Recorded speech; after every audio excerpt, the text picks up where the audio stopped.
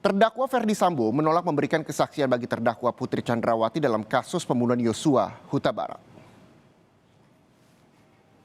Sebelumnya hakim bertanya kepada Ferdi Sambo apakah ia bersedia untuk menjadi saksi atau tidak untuk terdakwa Putri Chandrawati.